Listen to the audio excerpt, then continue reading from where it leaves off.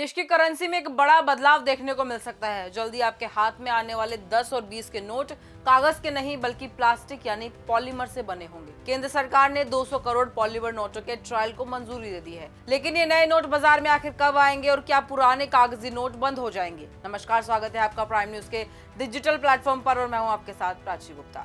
भारत की currency system एक नए दौर में प्रवेश करने जा रही है। अब जल्द ही बाजार में 10 और 20 के पॉलीमर नोट्स दिखाई देंगे। वित्त राज्य मंत्री पंकज चौधरी ने लोकसभा में जानकारी दी कि केंद्र सरकार ने आरबीआई के 200 करोड़ पॉलीमर नोट के ट्रायल को मंजूरी दे दी है। इसमें 10 के 100 करोड़ नोट और 20 के 100 करोड़ पॉलीमर नोट शामिल है। हालांकि अभी ट्रायल शुरू होने की तारीख तय नहीं की गई है, लेकिन प्रोसेस आगे बढ़ चुकी है। अगर ये ट्रायल सफल रहता है तो आगे और भी नोट छापे जाएंगे। हालांकि इसका मतलब ये बिल्कुल नहीं है कि मौजूदा कागजी नोट बंद हो जाएंगे। सरकार ने ये साफ कर दिया है कि पॉलीमर और पेपर दोनों तरह के नोट ही बाजार में साथ साथ चलते रहेंगे।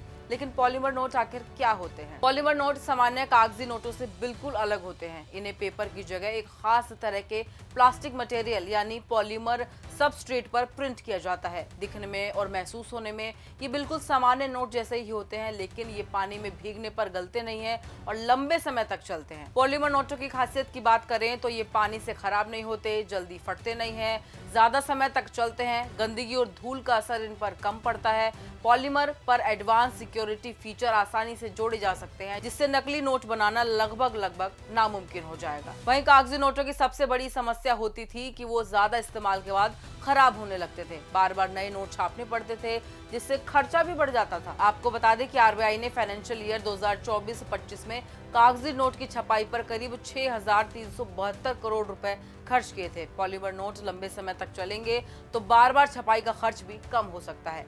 सवाल ये भी सामने आता है कि ये पॉलीमर नोट आखिर कब तक मार्केट में आएंगे।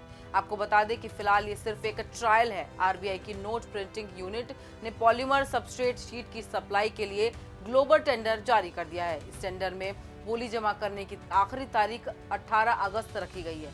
तो टेंडर प्रक्रिया पूरे होने के बाद कच्चा माल आएगा और फिर नोटों की छपाई होगी। इसके बाद धीरे धीरे ये नोट बाजार में पहुंचने लगेंगे।